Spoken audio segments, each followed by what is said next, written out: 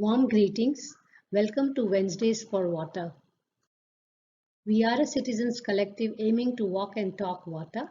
We try to meet every week and connect people with various water worries and wisdoms. And in the process, we wish to curate future water warriors.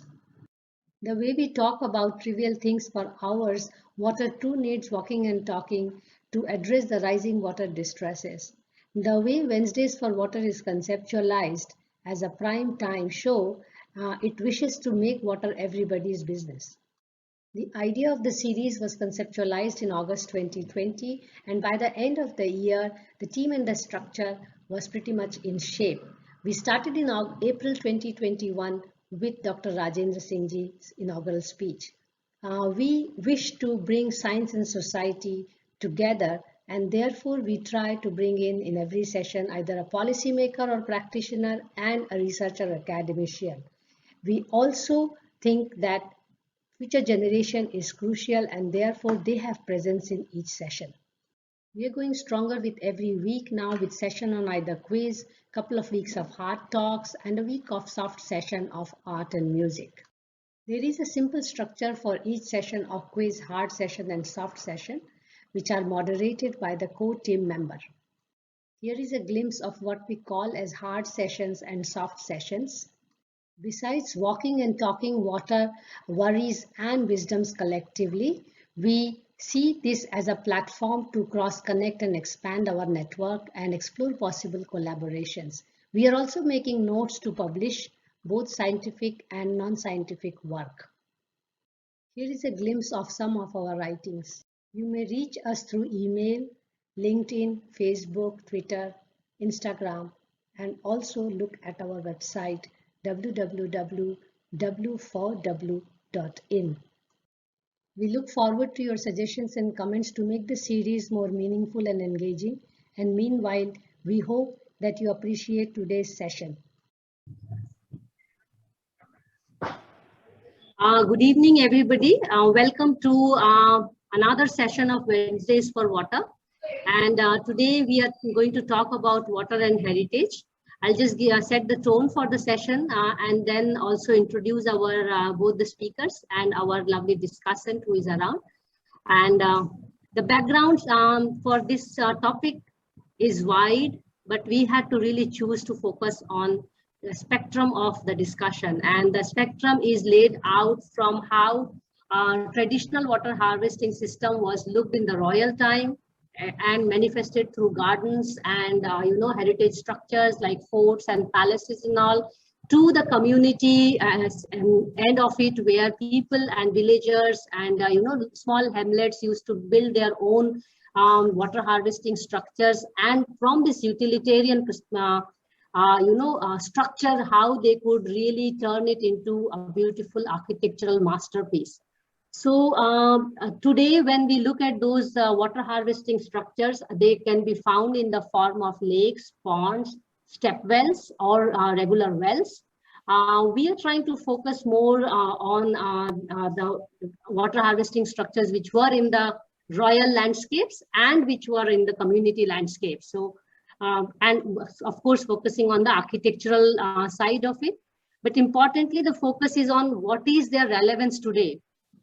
Are they now only limited to an entity of tourism and recreation, or the architects who are really working on these kind of projects, or designers, or even decision makers who are seeing them as water harvesting structures? Are they seeing it more than an architectural masterpiece, or are they really convinced about those being relevant to today's context in terms of water conservation?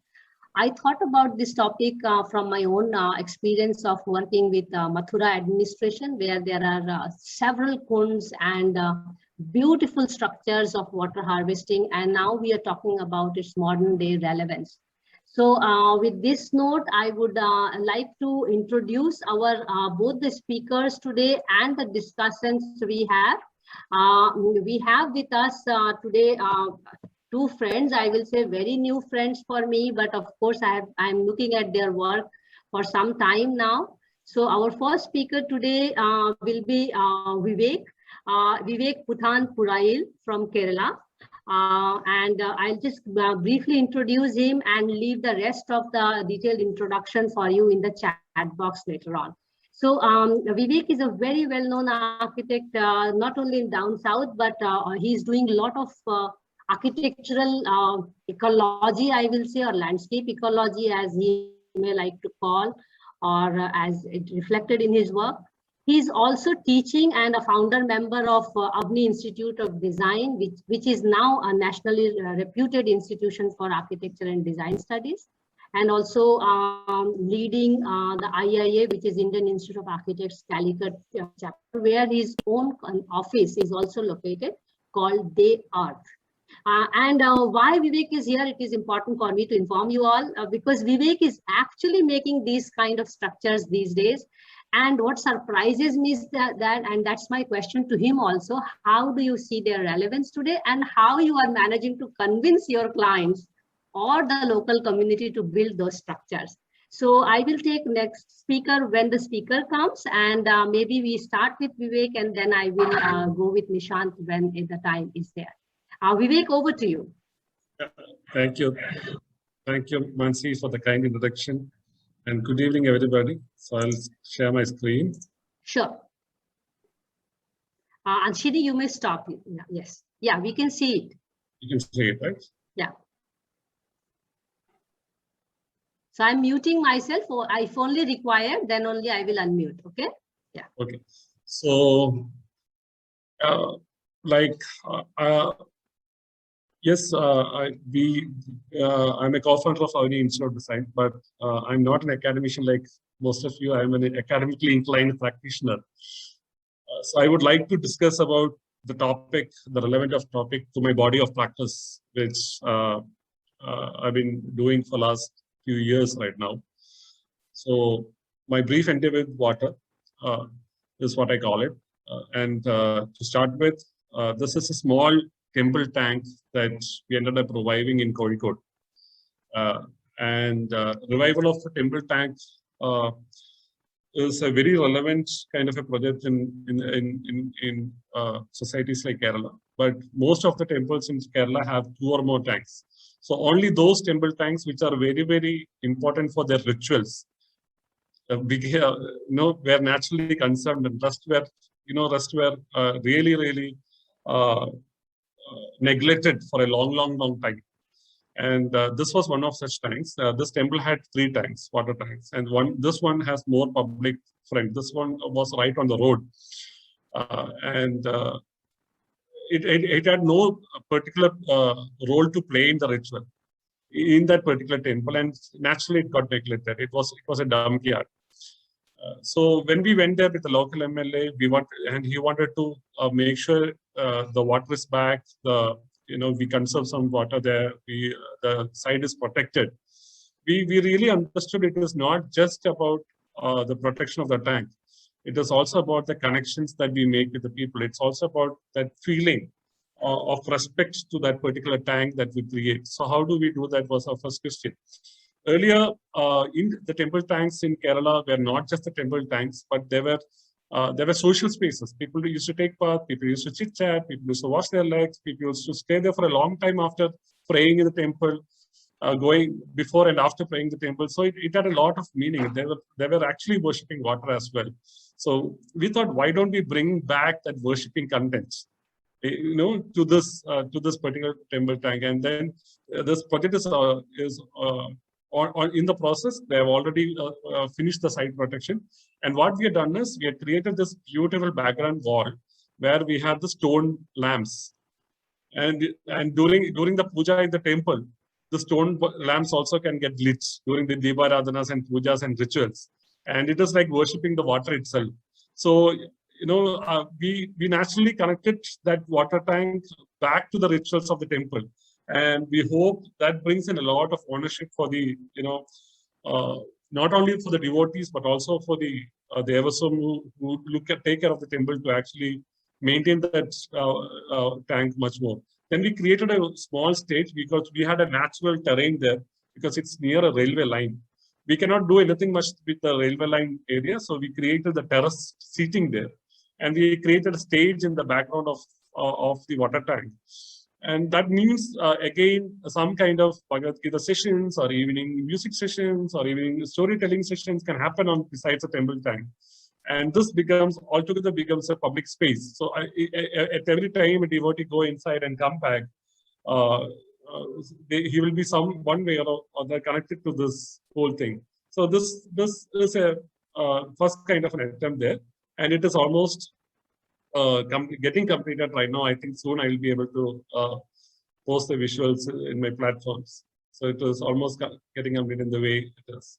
The next one is a beach heritage. It's not just a traditional water tank, but we were celebrating the maritime history. But I'll just go through this fast because it's not directly there. This was the old light. You can see the old lighthouse, which again was a waste dump yard.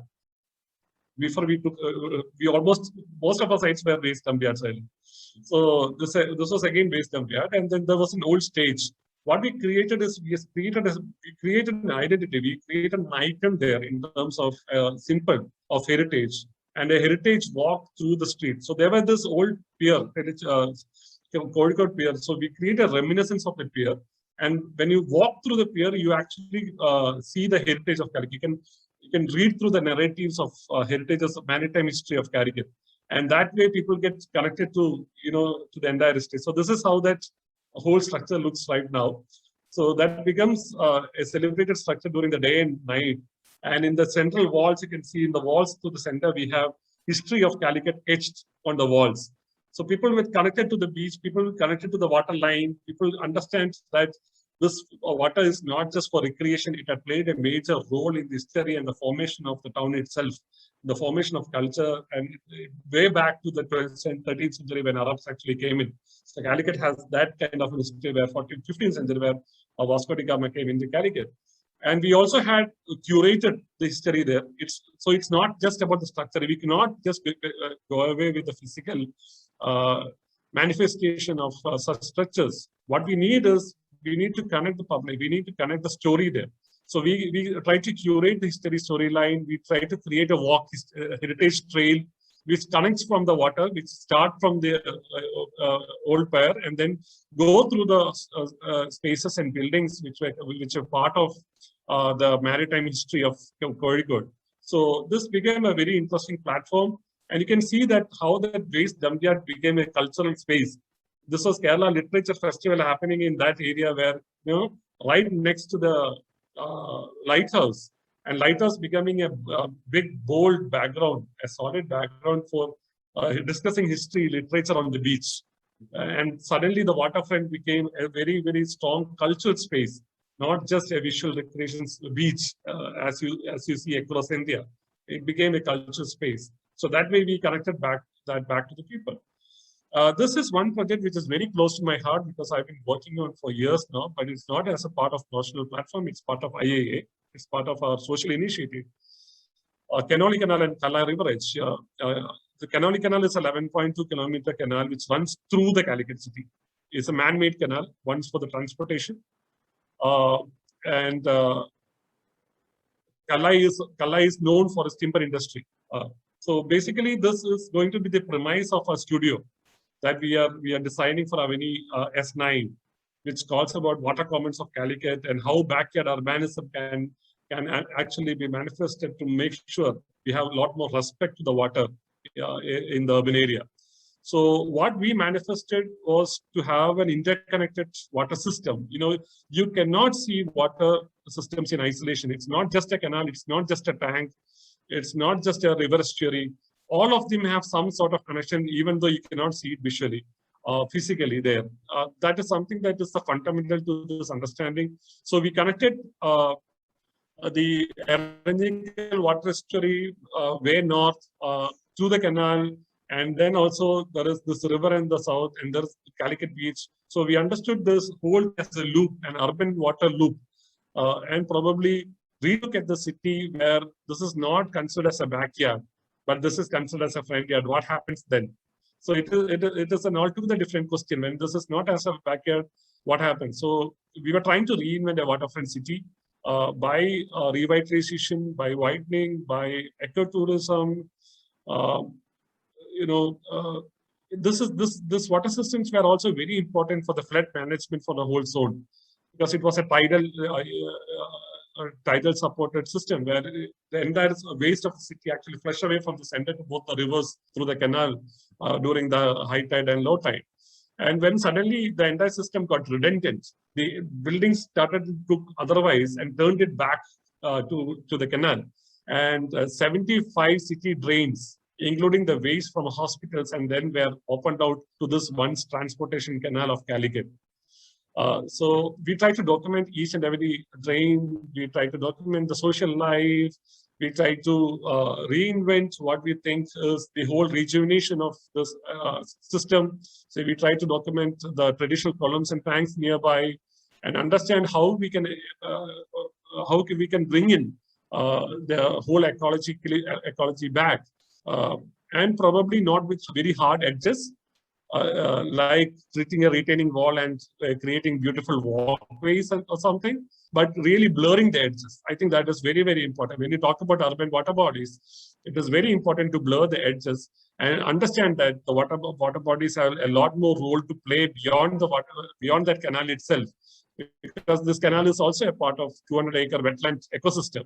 And unless you understand that wetland ecosystem and everything as a single ecology, and you started beautification of the canal by retaining walls and building it some beautiful lights, I think that is going to kill the ecology. So we revisited the whole thing in a totally different manner. And when you come back to Kalla, it was the timber hotspot of South India. But at that point of time, the timber used to come from Nilambur, the teak forest through the river. And when the transportation through the river started entering, the industrial urbanism also entered, because the transportation of timber started to come through the road and come to the rail, and suddenly the river, which was once again the friend yard, became the backyard. And people started just to fill in a lot of siltation, and due to the siltation of this particular river, the canal doesn't flow easily to this river. So it was actually creating a much bigger problem to the whole city. So we identified that, and what happened is when the timber started to come through the road, it was not important for the timber merchants to be located near the river. So they started identifying at many different locations.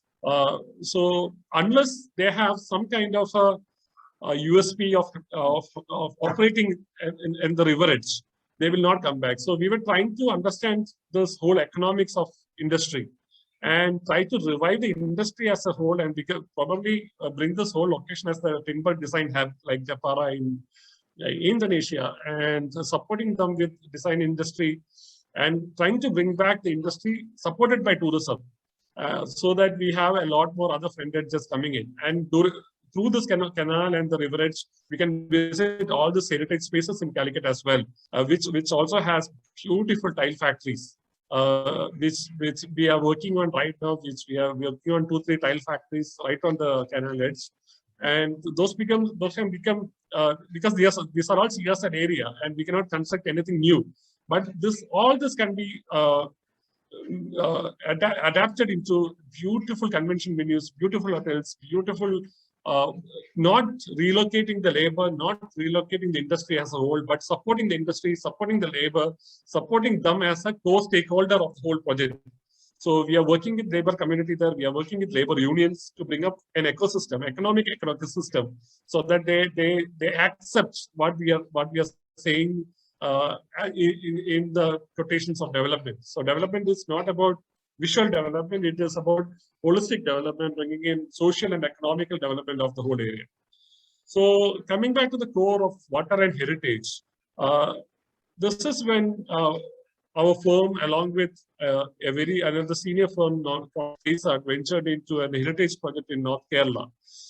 And we never knew what were the implications, but then we ended up documenting almost 61 destinations across 200 square kilometers, and that almost became one of the largest heritage initiatives in Kerala, and the master plan got approved by the government.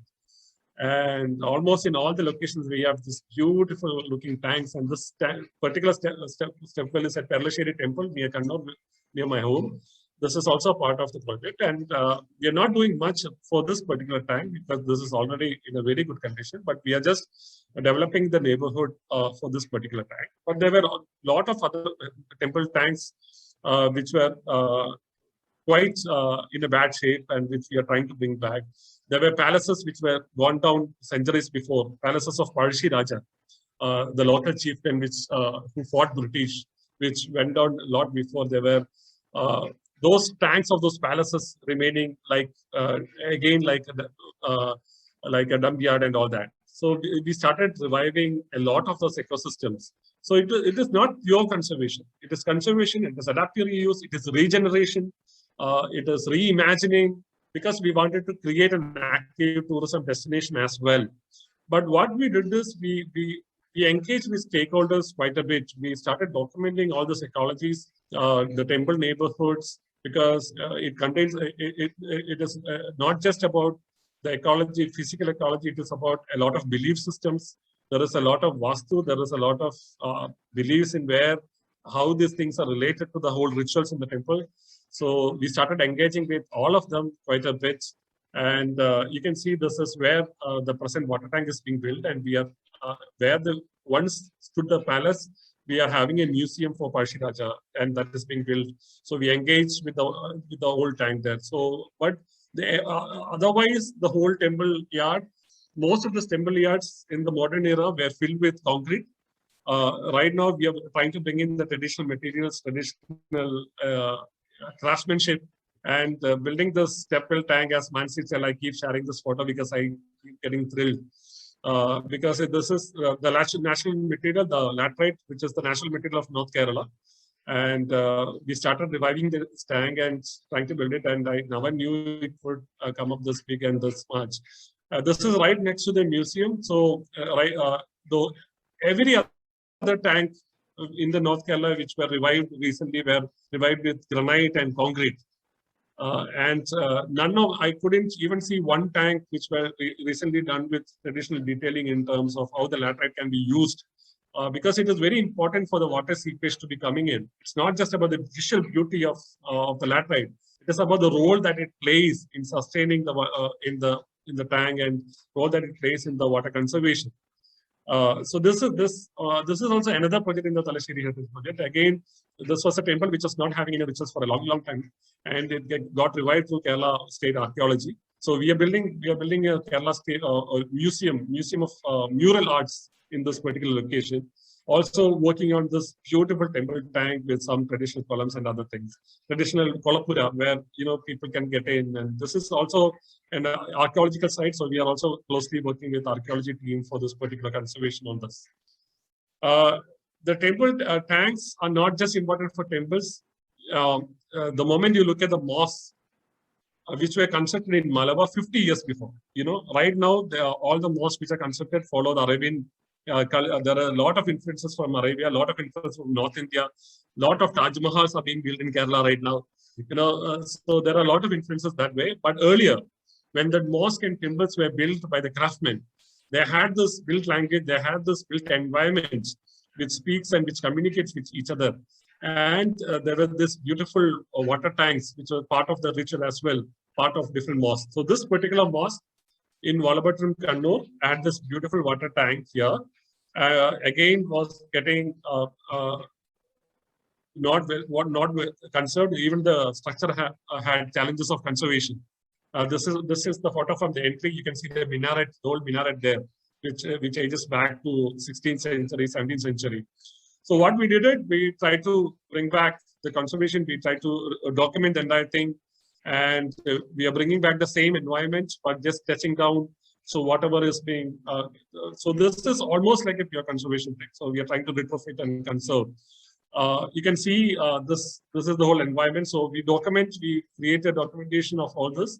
And on the top right, you see the additional structure that we have built as a museum of mosques of Malabar, which will now sensitize the public who's coming there on need of this traditional water tanks and traditional language for this mosque and everything. So that structure, the foundation of that structure was already there.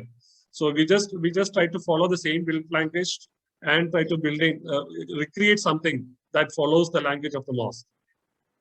We are also recreating some of those sea edges. So this is Talasheri Pier, and rejuvenating the old Pandikashalas, which are old huge godowns for pepper. When they were taken away from the British, then we have an big town there, which was redundant for a century, for 70, 80 years now. And now they are all probably fish godowns and everything. Right now, we are trying to rejuvenate the entire zone. So this is more like urban revitalization, urban regeneration of an heritage town, but again with a water edge as a story. And you can see this particular tank has another story to it. This was an old fire tank, which British used. So there were these fire tanks which British used for collecting water and saving water. So it doesn't have that role anymore. But we wanted to keep that memory there. So we recreated the tank again, but we recreated that as a theater. So during the rainy season, it becomes a tank. Yeah, it remains a tank. It collects water, it percolates, and after the rainy season, it becomes a theater. So where coloring can be performed, where other things can be performed, and all that. And this is again water edge, because in churches, most of them were built by British during the time. Most of them were on the sea edges. So this is one good tomb, series of tombs, heritage tombs that we had. So we are considering that as part of landscape, and the tombs of Edward Brennan and a lot of other heroes and villains of that time. So again on the water edge, it's getting ended by now. So what happens is, I'm going to end my talk soon. What happens is, going with this, water urbanism and all these urban projects and heritage projects, that informs our practice quite a bit. And we are happy that our practice look at vernacular language, vernacular ecology. We look at biodiversity as a major component. We look at architecture beyond architecture.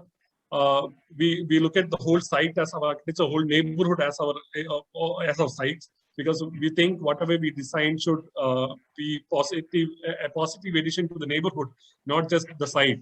So that way we try to recreate the languages of whatever we documented to our little residential project. This is a residential project that we have completed recently, a year and a half before.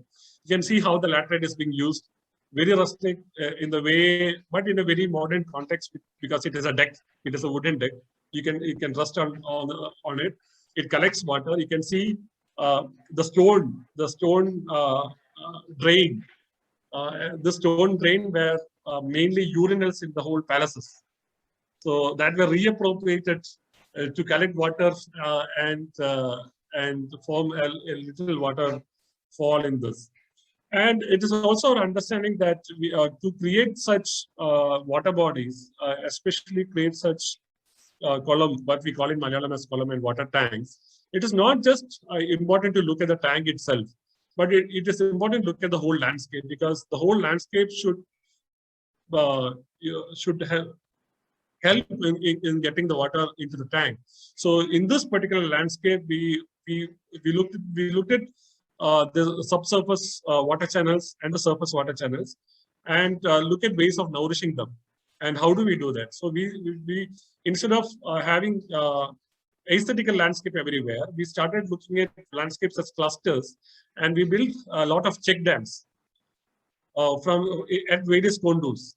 And from the check dams, we didn't do a surface drain to the tank, but each check dam were supposed to nourish the subsurface channels, which actually go to the water tank.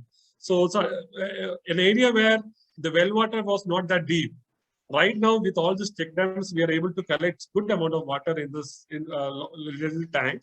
So this was during the construction time, just to show you how the entire process of how we do it, how we create that layers of percolation to the tank from the landscape, and this is how it looks now.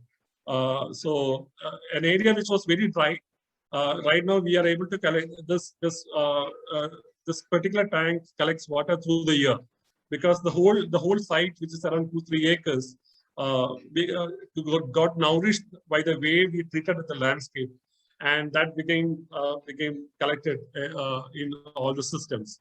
So this were some of those things that we are doing. So we don't believe in the term green architecture, sustainability and everything. We believe that there is something called a humanitarian design.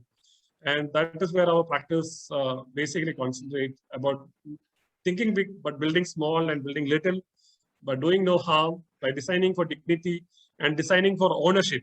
And how do we build, how do we create that ownership? How do we create that sense of ownership for our stakeholders in creating such ecologies, sensitive ecologies, water, landscape, Tavu and all that.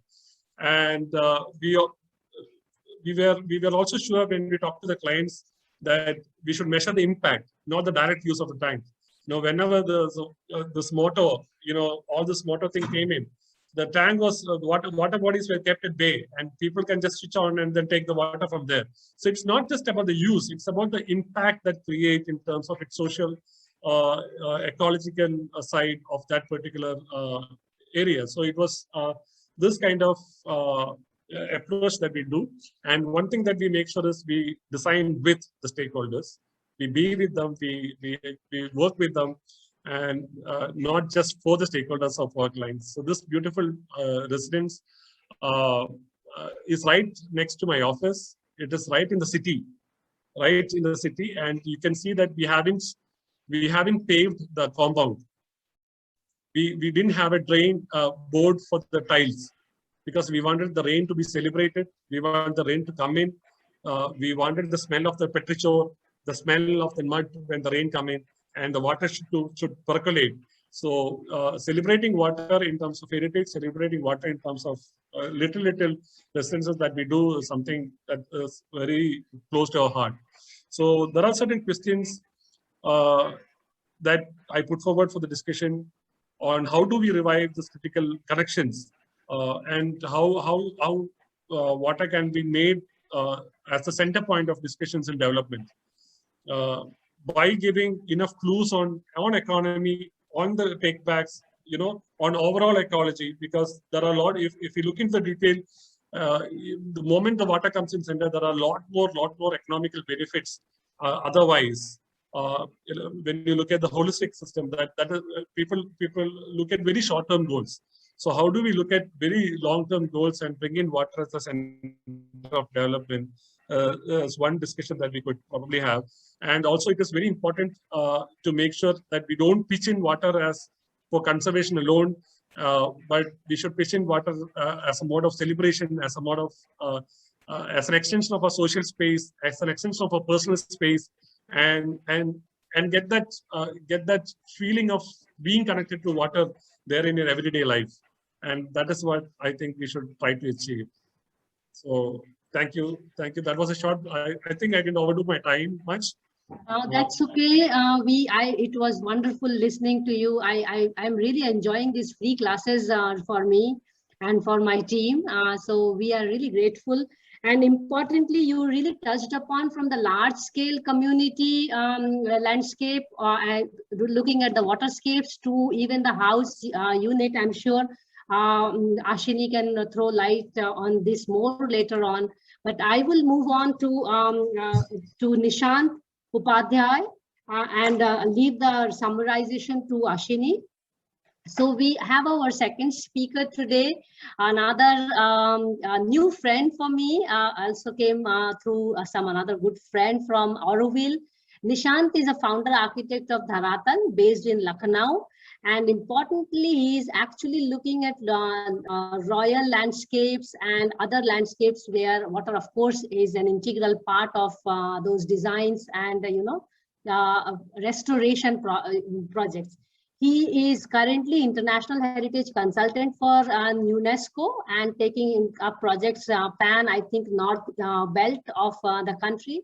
But at the same time, he is also now handling UNESCO Dhaka office and also member to the ICOMOS International Scientific Committee on Cultural Landscapes. So as I mentioned in the beginning, we would like to touch upon today from the community aspect of it, which Vivek really captured in all different scales, right from house to temple to seafront to wetlands to lagoon. I can just go on listening to you, Vivek. It's really wonderful to hear. But now we would like to hear from Nishant and really get more enlightened. And then I leave it to Ashini, how she takes it further. Nishant, over to you. And I have a very simple question, which I posed to Vivek also. How are you really looking at this water heritage beyond tourism and recreation, and even able to convince the local authorities and higher authorities to do these kind of projects? Over to you, Nishant. Just one simple question. I know difficult answer. Please. Thank you, Mansi ji. Thank you, Megha, as well. Thank you, Ashini, and thank you, Vivek ji, also for setting the tone already of the talk. I think, can everybody see my screen and hear me clearly? Is that okay? Yeah, we are seeing your screen. Thank you. I'm putting myself on mute. I will switch on only when required. Yeah. So we are a very small practice based in Lucknow and partly in Ahmedabad as well. And we started with one of this major project, which was funded by a Belgian organization, which is ITRHD, Belgium chapter, Indian Trust for Rural Heritage Development.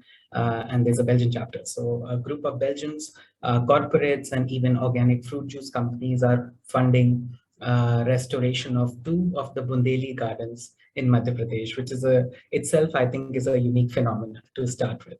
And to set the tone, I think why this project really attracted me was that how the project came into being.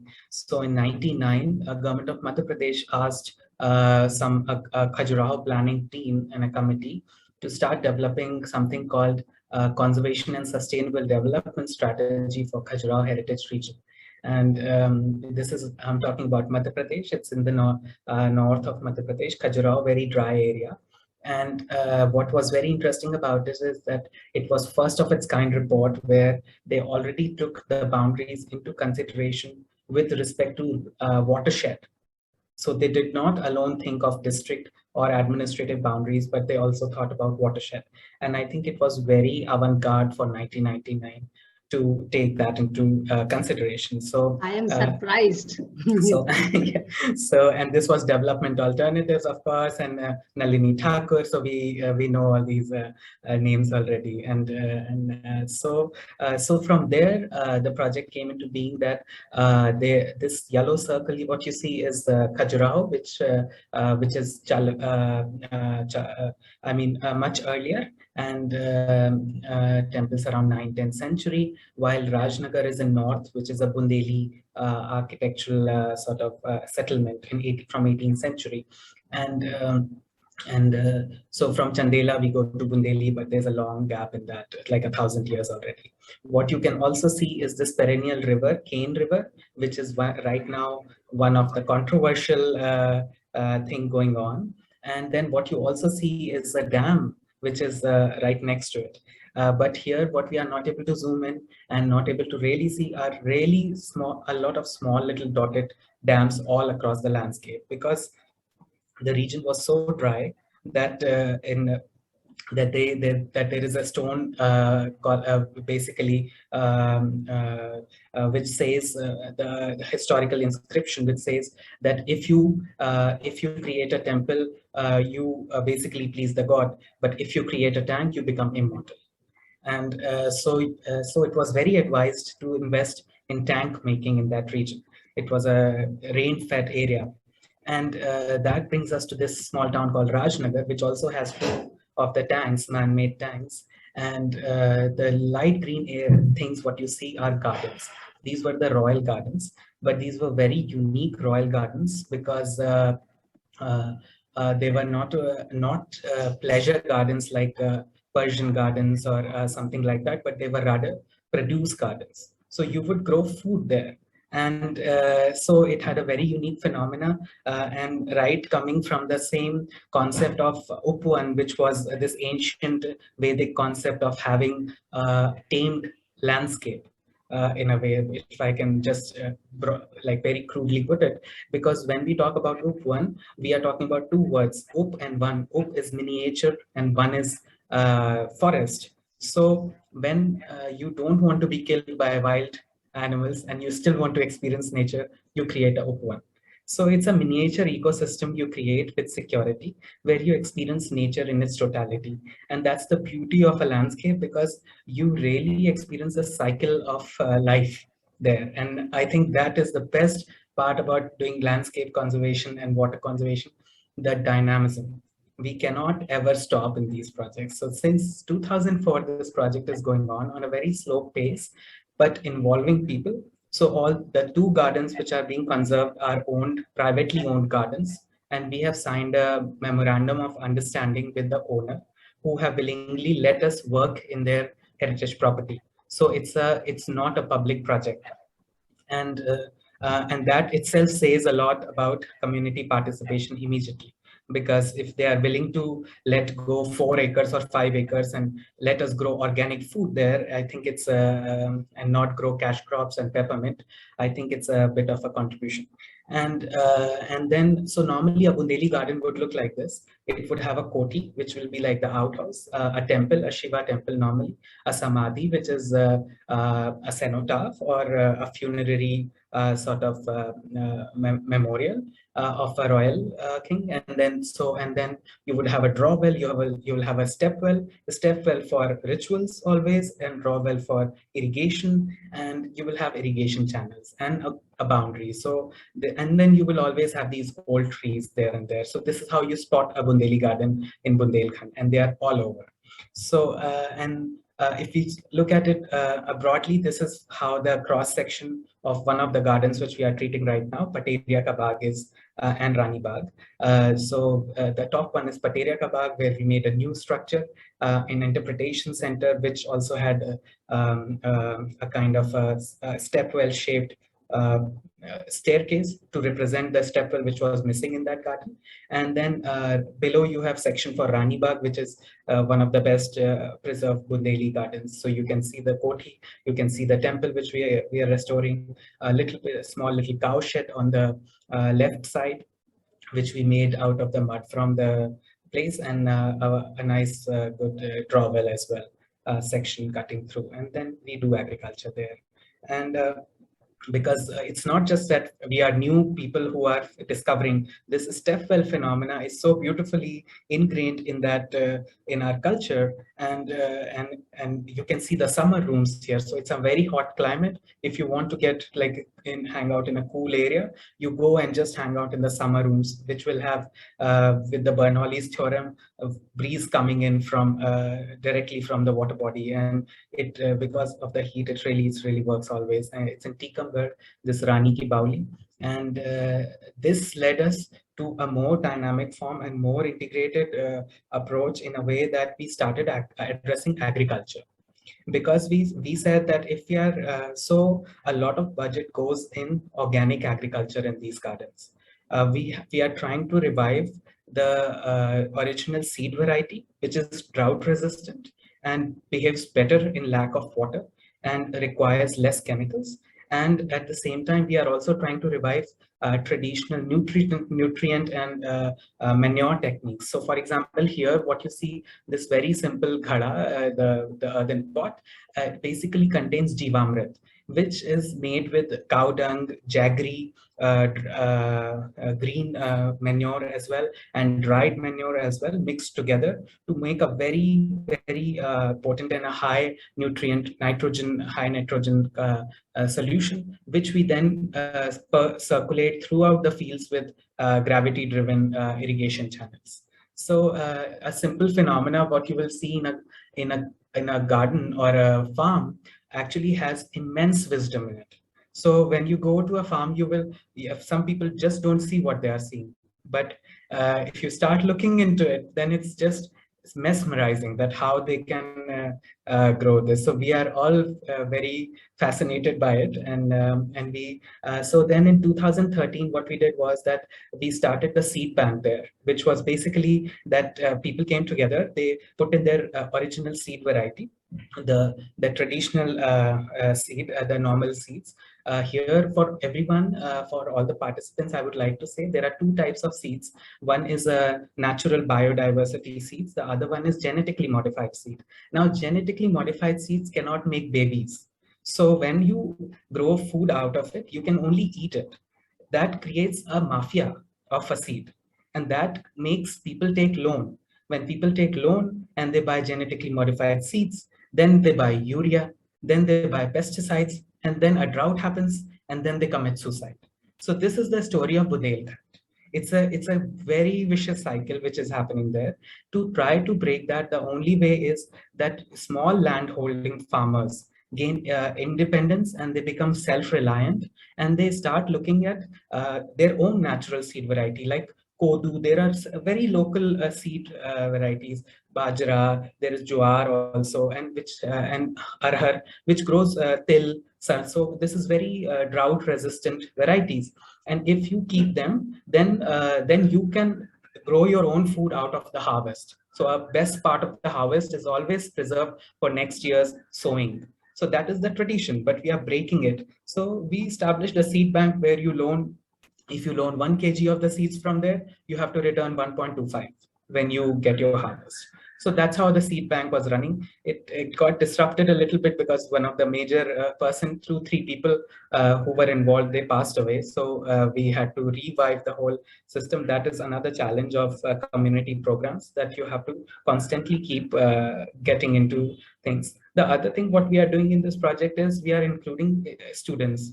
So we always organize student camps and question sessions where we talk about not only Bundeli heritage, but also about problems, about food, about water, about how they are going to address it. And we conduct workshops also. One of the result of the workshop was when we gave them mud and we said, represent Bundeli architecture. So we gave like group of students some mud and they said, okay, go play and give me 5 items which you think represent Bundeli architecture. It was unbelievable how many items were agricultural.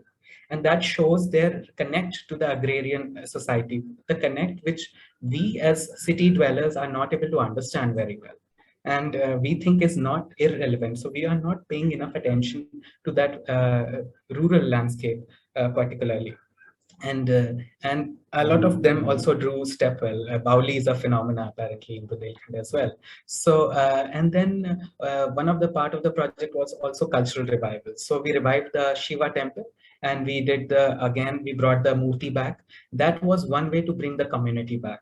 Now, what has happened is when the Shiva idol, the statue, the lingam came back, people started coming to pay their homage and also started worshipping. Now we don't have to spend money in cleaning the premises. People come and clean it themselves. So the only thing we don't let them do is to paint it ugly orange or something like that. That they are not allowed.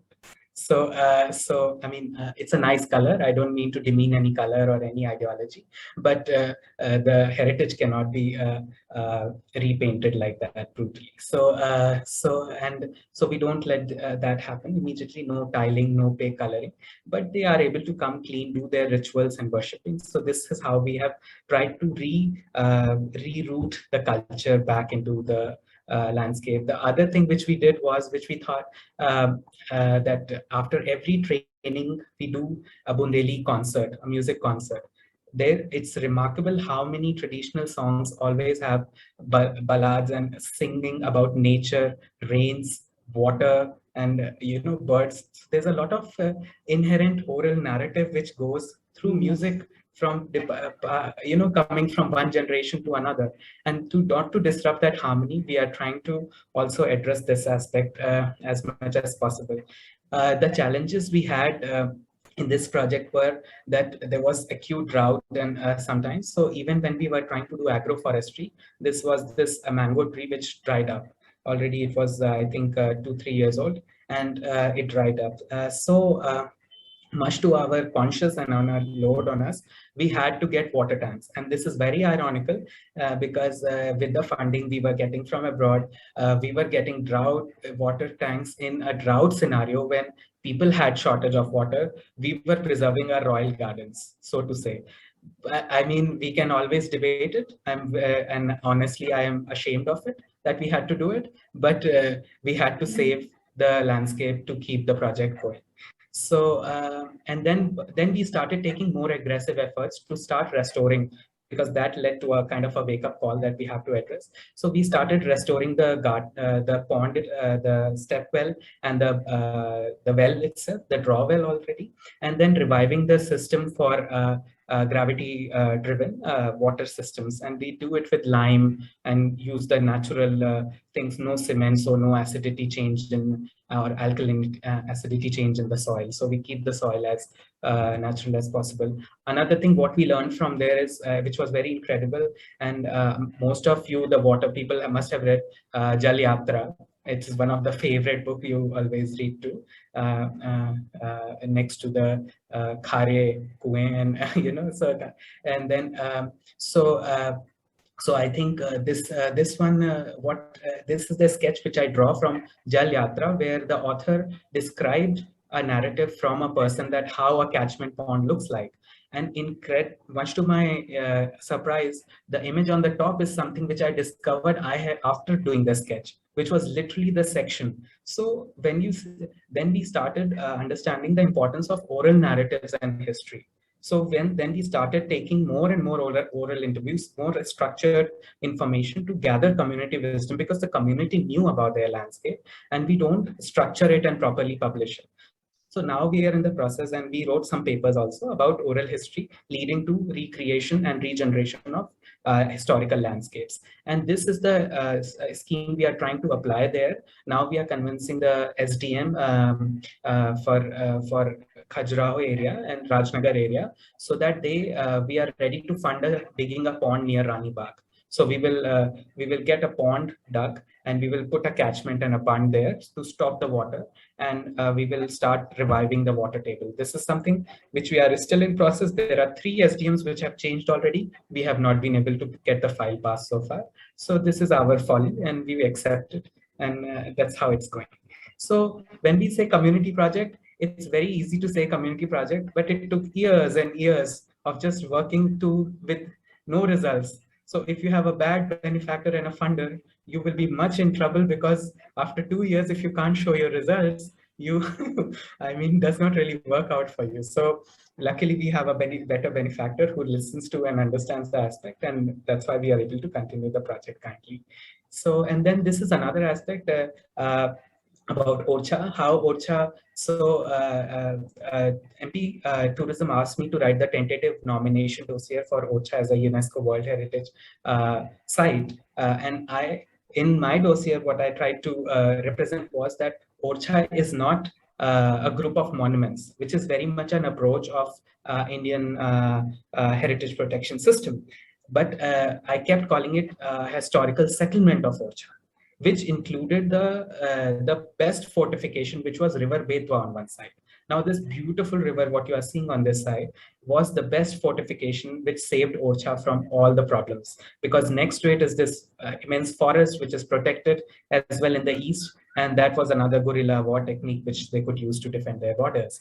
And so then, there are a lot of waterway and water channels within the city, which actually lead to the use of water, and also farmlands within the fortified settlement, which made the settlement very, very independent. And that's how it survived, not just Mughals, but also British to a certain extent, to a lot. So it was a kind of a miracle in that time to have a full blooming, settlement right in the middle of Mughal territory and still not disturbed by them.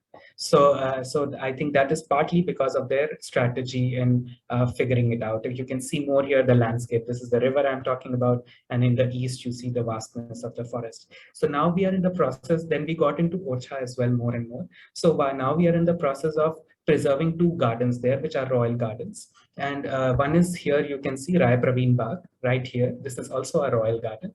And this is the aerial view of it. And we have already made a detailed project report, and hopefully the conservation works will come in soon. It took us a long time because we did a full laser scanning, 3D mapping and everything to undertake the heritage documentation. What we really focused upon are the water channels and the waterways in this project, because gardens are pretty much when there is water, only then they function. So even though they are the most hidden part of the landscape, they were the most crucial part for our DPR to make, and we have been able to give some good solutions, but some are artificial solutions also, which we had to resort to. because the major connect with the river and the things of the tanks were gone. And we did not have the budget to always restore them. In an ideal scenario, we should just revive everything as it is. But there is also urbanization issue. What it led to, the mapping, what it led to, this is another garden, Hardol Ki Baitak. So you can see this is a local deity who was actually a king from Orcha dynasty, and who became a deity. So now people, young married couple, come here for blessings because his love story is famous all over. And so one of the very benevolent king as well, and a very, very nice person as well, at least in the old ballads, what they sing about. And then, so we started restoring these two gardens, which is right in the middle of the urban settlement. And this is market. You can see the bazaar. This is a major temple on the eastern side of this image. And when we look at this this part, the gardens, when we documented it, we could find the water tanks, because thanks to the scanning and understanding, larger understanding, and we also found this water well, which was very hidden earlier. Nobody knew that this is the main source of water for the garden. So we have put the proposal back into that it revives again, and the beautiful chadar also where the waterfalls. So Orcha was very eclectic. If you look at the architecture, they learned from everywhere. This was like, you come to a fashion show, you learn everything and you put it together in your dress, that kind of attitude. So first time when I went there, I was really like, what khichdi is this? But only then you start appreciating that they were able to pull it off. So it was not just a khichdi, but able to pull it off. So that was interesting. Now, the next project, these are larger projects. I will just quickly touch upon them. This is Bagherhat in Bangladesh. And this is also a World Heritage Site. It's a city of historic mosques. And it's right on the coastal area. So if you see in this small little map, you can see where it is. It's the yellow highlighted part. And that's why it has a lot of problem because of climate change. Now, climate change brings floods. Floods tend to go into the fields. Fields get obviously salty. And other than that, all the structures are masonry. So now what we are doing is we are collecting information about treatment of masonry structures against flood water, salinity.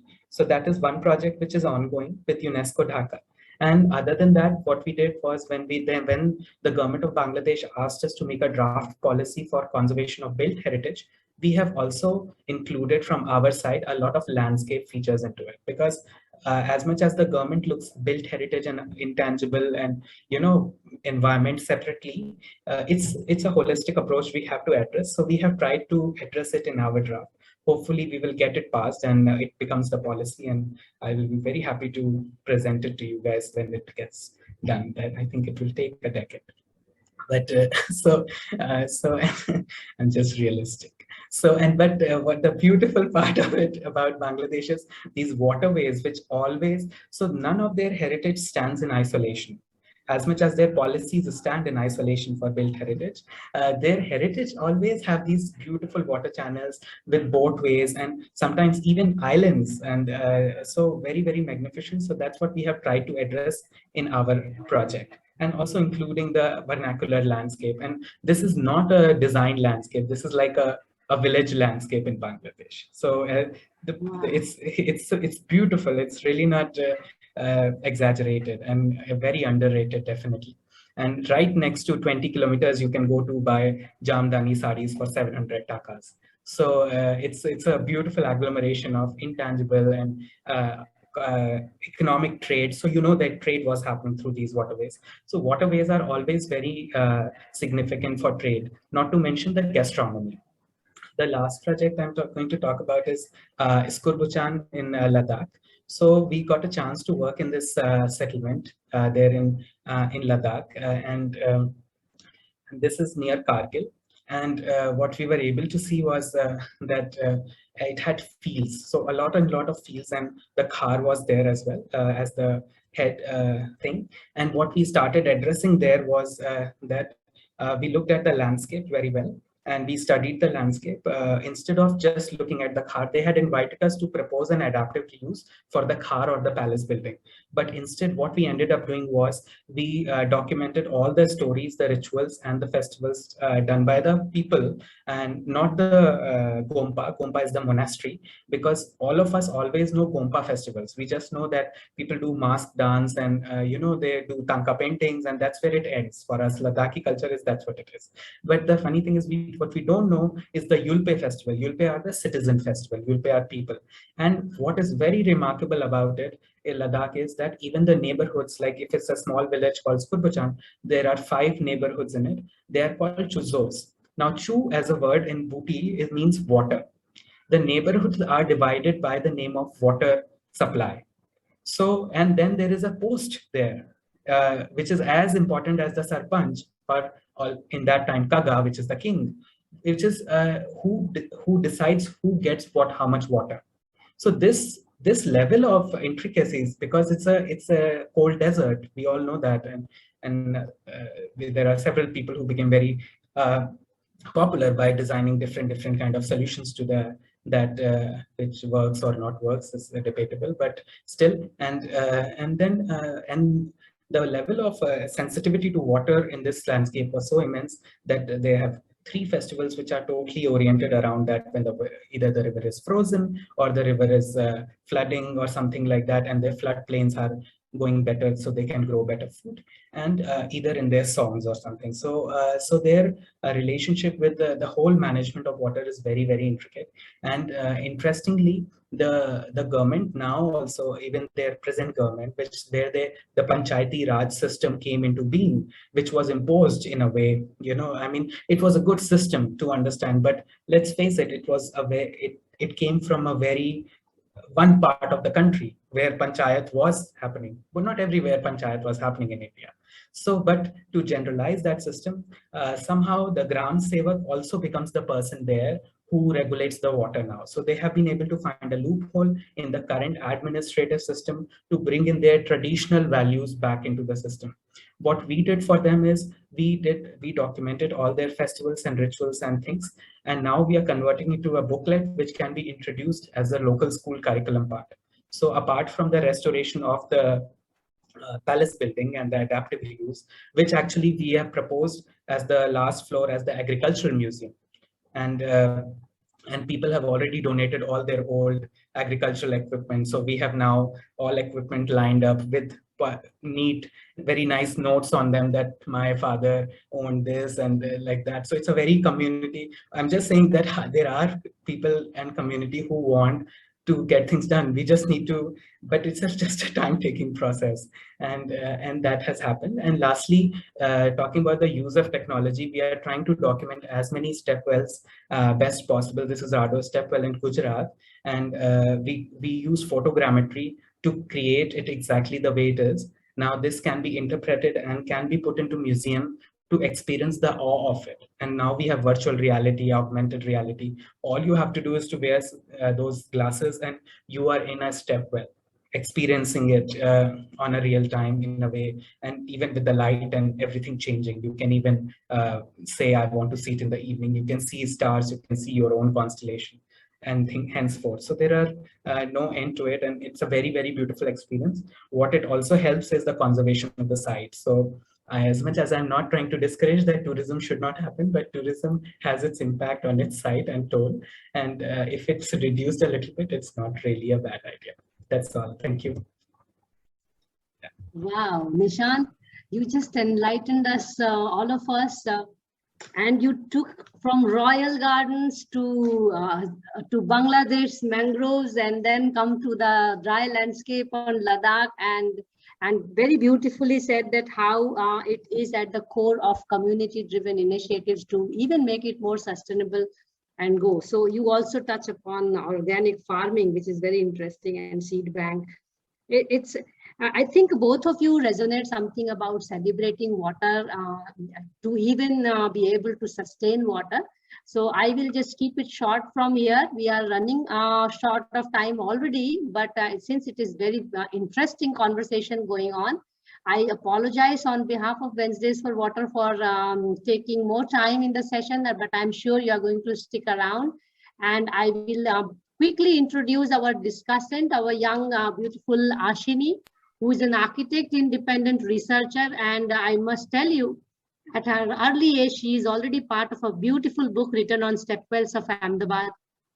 And it was she's also worked on her undergraduate thesis, so she is actually already trained, I will say, or ingrained in her genetics or memory or emotions, her passion for historic dams, tanks, wells, and she worked particularly on Chanderi, Madhya Pradesh. And currently, she is also working with an interesting project with the SOAS University. And I hope you all know Peter Molinga, Professor Peter Molinga. She is research associate with him. And I am very honored also to have her, my new research associate from this month onwards. And she will be working on Water Museum. So I will stop here, Ashini, and I leave it to you to discuss and take the rest of the session on your own. And I'm sure people are going to stick around because I also know your work and I have your book in my hand already. Over to you, Ashini. Hi, can you all hear me? Yes. Okay, it's a pleasure to be with all of you this evening, and many thanks to Mansi ma'am for inviting me to this platform, and to Vivek sir and Nishant sir for sharing their work with us. So I felt maybe I could initiate my involvement in today's event by just sharing very quick glimpses of some of the work that I've been involved with, and how that has given rise to some pertinent questions related to water and heritage conservation. So just take a moment to share my screen. Go ahead.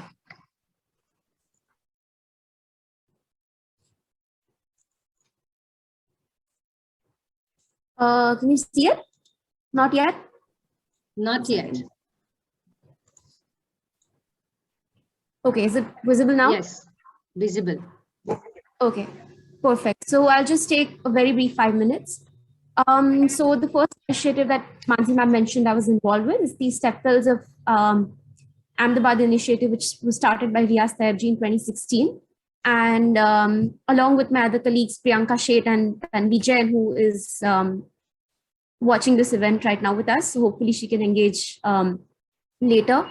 So the initiative revolved around mapping many of the well-known as well as lesser-known stepwells in and around Ahmedabad. So using multiple methods, both referring to historic maps and conversing with local people, we were able to map around 16 stepwells around the city. And so here you can see, we just, initially it started out as an exercise in an architectural survey in measuring and mapping these structures and generating an architectural repository of the same. But later, as we engaged with these sites again and again, what stood out more strongly and became the dominant theme of our exercise was understanding the different patterns of use of many of these structures in the present context of Ahmedabad. So of course, the key highlights of our observations was, of course, there are patterns of preservation by hegemonic institutions like the ASI or the State Archaeology Department, where some of the more articulate and larger stepwells like Adalaj and Bai Harir have undergone multiple repair and restoration works over the years from the colonial period up till quite recently. So they are preserved more in the capacity of architectural monuments and buildings. The second pattern of use that we observed was inhabitation by informal living communities as well as by religious communities and temple trusts. So the stepwell that you see here is the Mata Bhavani Niva. So the stepwell doesn't function as a well for water anymore, but it's actually been converted into a temple. It's scattered with all kinds of paraphernalia and little temple shrines. The third and another pattern of use that we see is disintegration and just complete ruination of many of the structures. Sorry, it's a little strange.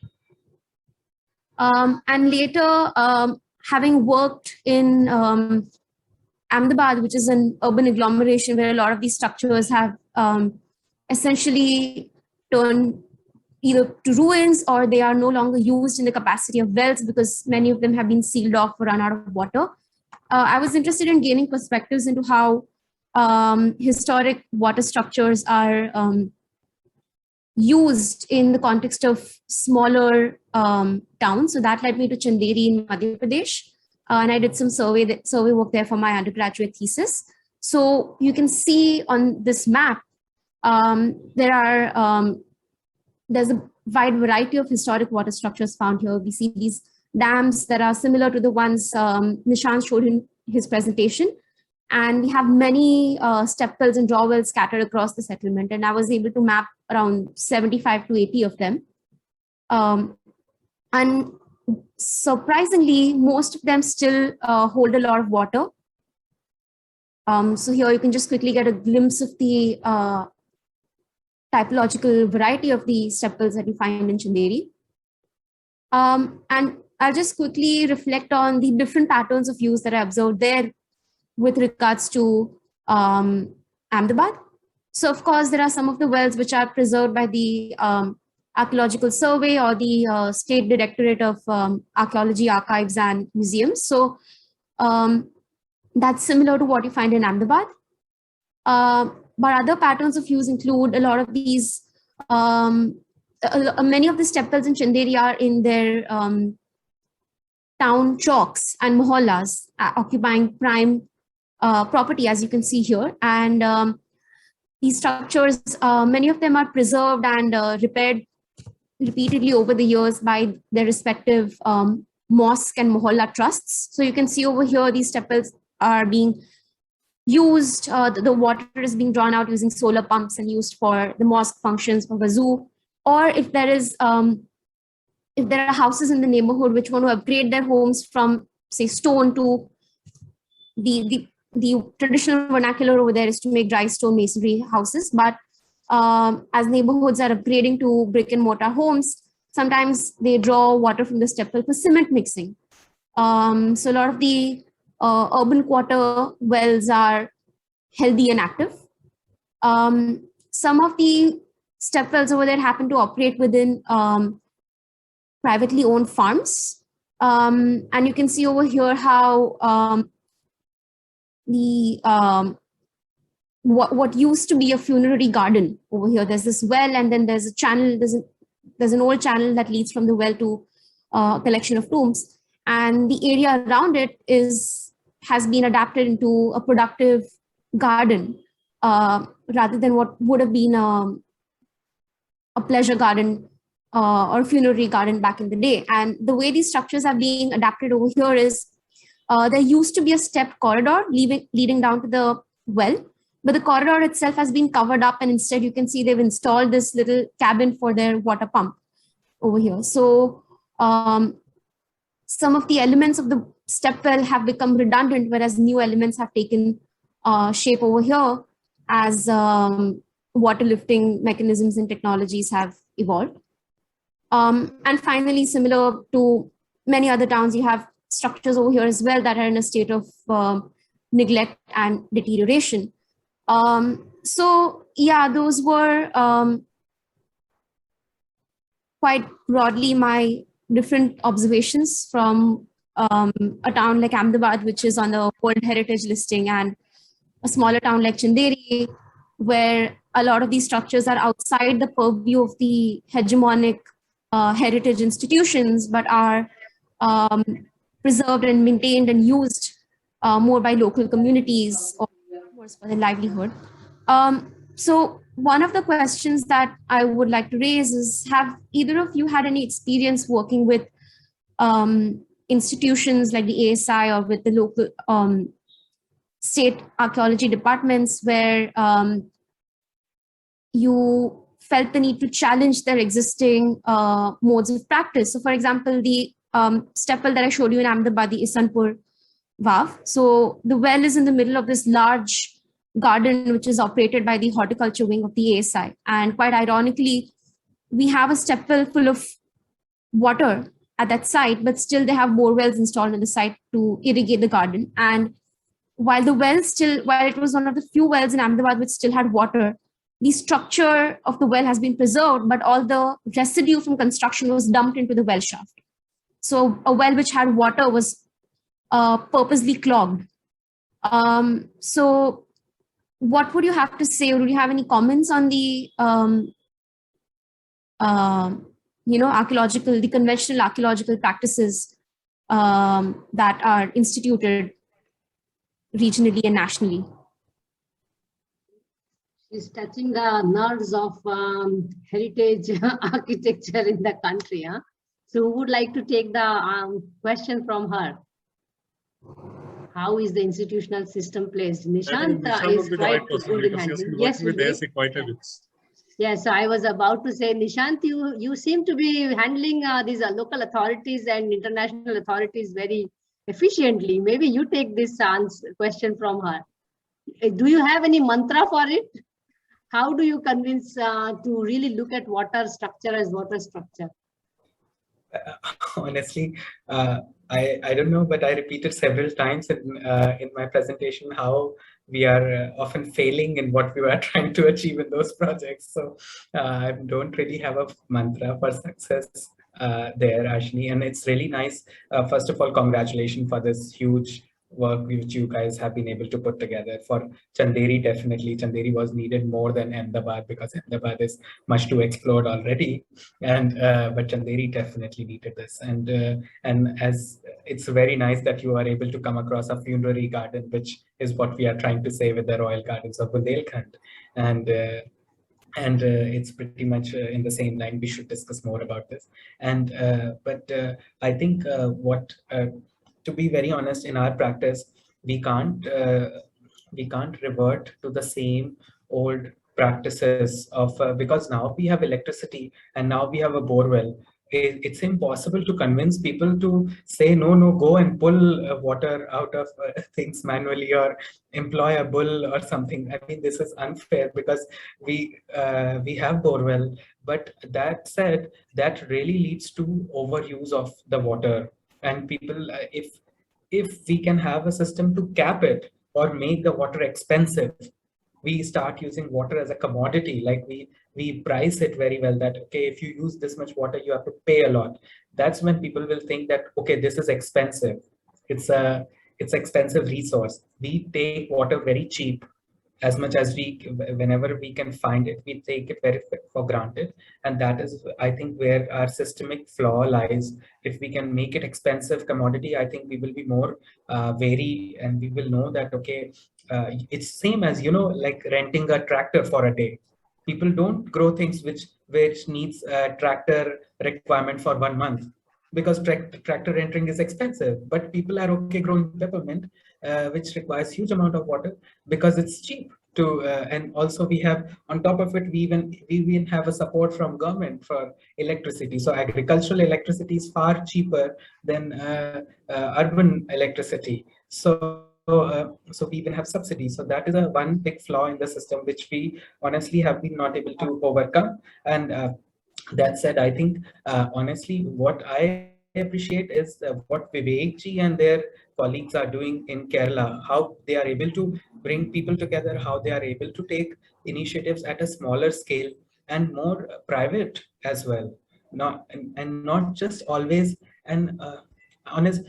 We are saying it on a public platform, so I have to be honest to you, at the same time very careful, and because we can't keep blaming ASI and state archaeology for everything. They have a very limited staff, and they can't have capacity for everything. They don't have the bandwidth. They don't even have positions. We are trying. We floated a project long back already, since 5 years, to start training gardeners, historical gardening, because we don't want to let them feel that there is something called horticulture.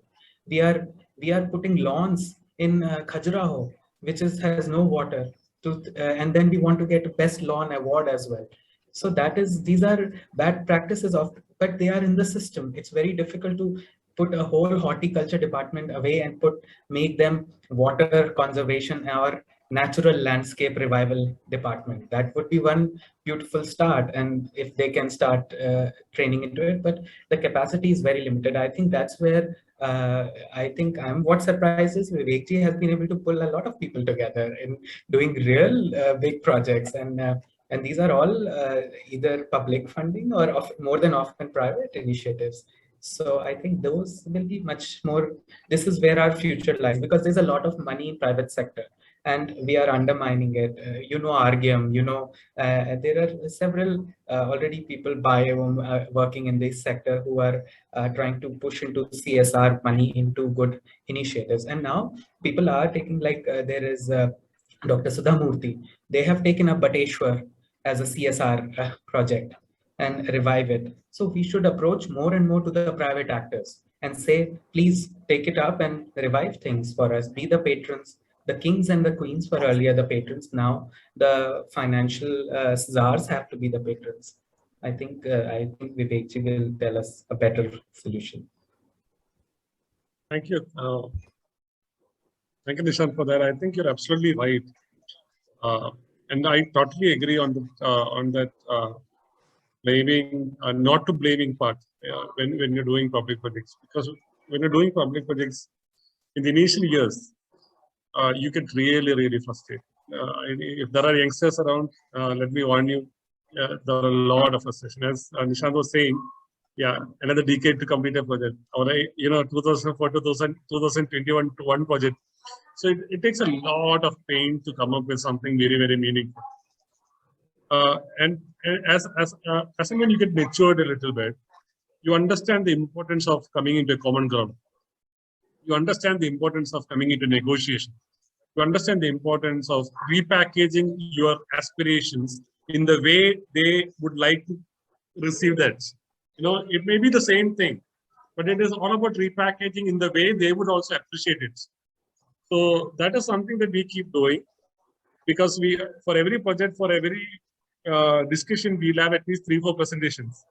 One presentation will be packaged for the stakeholder, one presentation will be packaged for the bureaucrats, one presentation will be packaged for the politicians, because all of them would like to hear a different narrative of the project. So we really need to understand how to really do this. And regarding ASI, we had this challenges even in our temple projects as well, because none of this ASI experts, as they say, are not contextually informed. They come up with some sort of very common guidelines, and they think they are law enforcers coming with the guideline, and they are supposed to enforce it. That is all they have in mind. We hardly have anybody who would stay in the context, who understand the context, who get stationed there, who understand how the system works now, and understand what is the right conservation strategy for that particular system in the relevant of the time. We hardly have any approaches like that. And it is not their problem, it is a systemic problem. So we manage that one day of visits, and then we repackage the entire project in the way they want to. And we repackage the project in the way we want to actually execute the same. So you need to learn a lot of politics in there. Political ecology is part of heritage as well as part of water, huh? Ashini, you want to go further with some question? We are extremely late in time, but I see some question from Tanvi also, but I will leave it to you. How do you see it from here? Would you like to ask some questions? I just have one question that reflects back to Vivek sir's experience working with temple tanks and also the mosque tanks, and also Nishant sir, the point that he made about how the local community in Rajnagar, they felt the impulse to become custodians of the the garden premises once the Shiva Lingam was reinstated. So of course, even in my own experience, I've noticed that whenever a water body is attached to religious institution, because of the ingrained notions of sacrality associated with the institution, it sort of spills over to the broader premises, which includes the water structures. What is the equivalent to that notion, or that notion of sacrality and the impulse of custodianship, but in more heterogeneous secular communities? How do you think one can invoke the same behavior but in a sort of a secular sense? Who would like to take that question? It's a very tough question. It's a extremely tough That's question. that's her task. Yeah, but we have those instances in many of our projects, and when we use public funding for a particular project, especially in the name of tourism, we are not using in terms of culture department right now, nor conservation, especially in terms of tourism. One guideline that they have is it has to be a secular space. Okay, so any tourist who's visiting that space should be able to enter there, should be able to experience there. So that is a condition, that is a pretext condition that we keep in those projects, and that's something that we keep discussing with the stakeholders. And at many places, we had these meetings with those Vastu concerns of the temples, and temple Vastu concerns are already those Brahmins, so, all those people whom they align quite high. I've had this beautiful argument on the last step well positioning and how we should place that in with that particular person, and where I kept the humans and human interventions and sociology in frame, and finally he admitted probably that has to be the primary intent of any conservational development or any spiritual space, and was happy that we could convince. But it is not a it is a one-off situation. But in many places we will definitely have challenges. So you need to keep negotiating that. One thing before we go for arguments is to make sure that we learn a little bit of what they are going to say. Because otherwise we will have one argument and they will have 10 arguments. So I think that's a very good tip. And I'm sure Ashini will have 2 more networks to really get into her queries and, build future inquiries as well as future career out of these different fields. And I see Nishant, you have a point to raise here. Please go ahead. Yes, thank you. No, this is a very valid question as well. I totally agree with the question. And I think what I also, in my experience, I have struggled with this same narrative, but how we start understanding. So we really work always on the system of values, what values we associate with what system or what heritage we are talking about. So the moment when you say religious setup, first of all, religious setup is also very dangerous, because if you make it over religious, they will start washing clothes and start putting flowers and whatnot into a beautiful pond as well. So it has to be a very regulated setup, because now our understanding of religion is almost as per our convenience. Earlier, it used to be very strict norms. It's like if you build anything on the the catchment area of a pond, you will be ostracized from the village. It's not anymore like that. So it's convenience. It's partly convenience, partly politics, partly power, partly commerce. So it's very much like that. But on the good note of a bad example of a settlement, which is Gurgaon, they have been able to come together as an initiative. Yes. I am Gurgaon in biodiversity park of Aravali Biodiversity Park, yes, where it was previous sites for mining of stones. So what I'm trying to say that see how the meaning of a water body is changing from a religious step well water tank to a public park, which is for recreation and health reasons.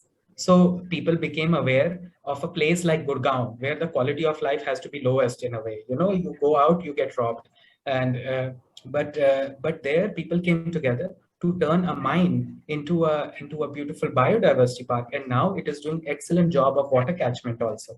So so now there are ponds developing. They fill up, and Vijay Dhasmana, maybe sometime you can have him over as well in your talks. I think it will be. I'm planning to actually. Yes, I'm planning to.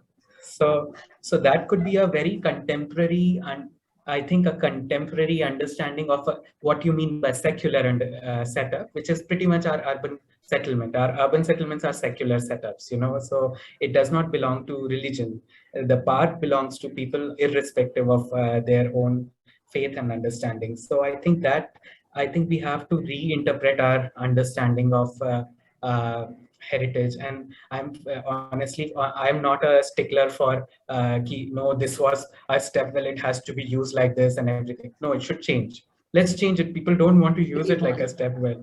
People want to just now there is no water, so you make it a OAT. I mean, it has to be celebrated. I mean, I will not say that we have to always stick to it, because the meaning and the views of land and everything is changing. Technology is changing. We can't curb down people's aspiration. That I have learned from my community projects.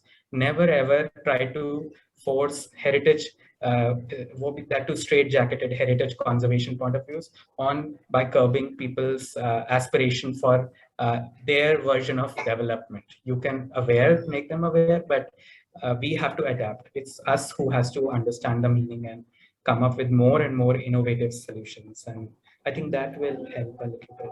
I think a very good point made, and celebration still remains at the core of it. With, of course, we have to think about the economy, because we do have a trend of taking questions from the audience, and I know we are running really late. I really wish to invite Tanvi to have the question, and then maybe we can wrap it up. What do you say, Ashini? Yeah, sure. I think Tanvi wants to leave, but Yes. I'll read out the question. Is she still around? Maybe she wants to ask the question. She's still around, I see.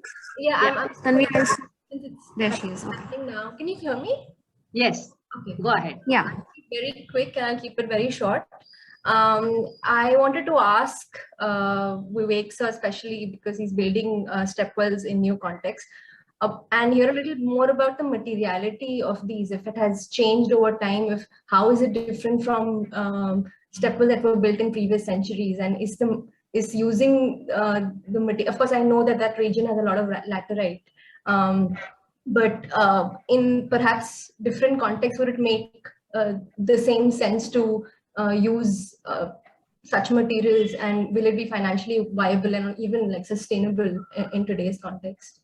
So any thoughts on that? Thank you, Tanvi, for the question.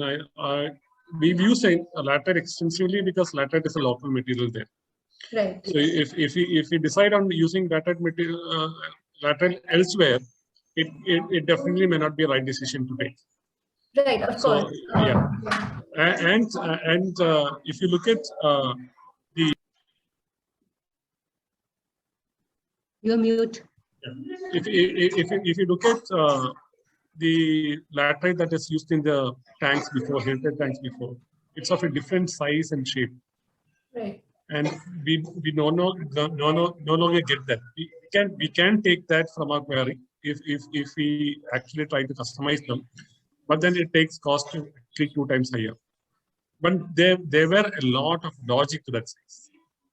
There were logic on the foot size and how do you want to be there. You know, there were logic on the joints. There were logic on how the the hand steps go and end up in the platform size. So the moment where you keep one laterite, it is one platform. Right. Now, when you get the new laterite, it's only 30 by 20, and it is hardly a platform. Right. So your detailing changes, your material language changes. There are a lot of implications that comes in.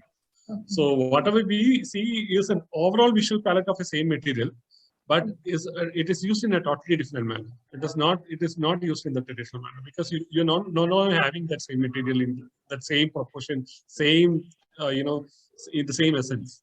So it depends how you want to use it. But what helps us in using these traditional materials is that this image brings in a set of a feeling of nostalgia, a feeling of importance, a feeling of sacredness. Right. To that particular space, which I think is so important when we talk about which was a part of their collective memory. So we are actually exploiting their collective memory to make sure there is a sort of respect given to that space. The moment we change the material into an exposed concrete or a retaining or an RR and everything, it suddenly may look aesthetically beautiful. A person will come there, see, it's looking beautiful, go back, that is it. No, he doesn't get engaged with it, he doesn't get associated with it, he doesn't have a memory associated with it. So it's a different story. So when you bring back those materials which have some kind of a traditional content with it, or a traditional memory line with it, you engage with the local stakeholder quite a bit more, and that is something that we are experiencing right now. As and when it's getting over, the main temple tank of that particular temple was renovated by a government department using granite stone and concrete. So the rituals are now happening there. Okay. So right now everybody is shifting the focus to the space because they find a little more sacredness to the space. So these are certain memories that we evoke using a certain kind of materials. But the material, altogether material is in a totally modern context. Thank you so much. Thanks to all three of you and also the participants who have been hanging around for so long. We have really gone too far in our session today, but it was very engaging and very enlightening for all of us. We will continue doing Wednesdays for Water. In fact, next time we have still more stimulating session and talking about storytelling. So how storytelling is an interesting way to make this cultural bonding with water, to bring heritage into it, to actually talk about collective memory of water. And we have Dr. Gauri Raje coming from Scotland and talking about water tales with us. So with these announcement for next time, I would like to thank my Wednesdays for Water team from Terry School of Advanced Studies, TIS Hyderabad, FluxGen from Bangalore, and our media partner Counterview. And of course, I am here as one of your hosts, and Vibhu is already here. Manisha is here. Thank you, Manisha, Megha, Fauzia, who all are here, and rest of the people. I'm not naming all of you today. We are running very late. I would again like to thank Vivek, Nishant for taking out time and taking us through the journey of your not only career, but also the journey of water, journey of community. And you tell us that celebration and community engagement is at the key, even if the heritage has a new meaning for today. You also cleared some of my doubts that is water heritage only for water conservation, but we have to bring the new gen in and the new meanings of water into it. And thank you, Ashini, for being with us and also raising some pertinent questions. You know where you can reach out to 2 more. You have 4 more ears and 2 more brains to really engage with them, and of course their network also is now open for you to really go and fly out in this beautiful subject of water heritage. And thank you all 3 of you and all the participants and my lovely friends from Wednesdays for Water. I see you next week, same time, Wednesday 5 p.m. I sound like a radio jockey now. I'm so sorry, I'm doing it so many times. So next week, Tales from the Water World from Dr. Gauri Raje. See you next week. Bye-bye. And please take care of yourself. Bye. Thank you so much. Thank you. Bye. Thank you. Bye. Thank you. Thank you. Bye. Thank you, presenters, for joining us today and enlightening us with your wisdom. Also, thank you all the participants for joining us and making the session interactive. We quickly take you through the citizens who make this collective: Vibhu Prasad Nayak, Fauzia Tarannum, Ganesh Shankar, myself Mansi Bal Bhargav, Rajiv Shah, Gautami Baviskar, Manisha Sharma, Megha Gupta, Srinivas M.R. and Basanta Subaya. We represent Tata Institute of Social Sciences, Hyderabad, Terry School of Advanced Studies, New Delhi, Environmental Design Consultants, Ahmedabad, FluxGen Sustainable Technologies, Bangalore, Counterview, and we are supported by Wikis Water Resources Council. We truly appreciate your support and encouragement in conducting this series, and we hope that you will stay tuned with us through our social media platforms and our website, and you will write to us at our email IDs. Thank you once again to all of you. We look forward to having you in the next session. Please take care of yourself. Bye-bye.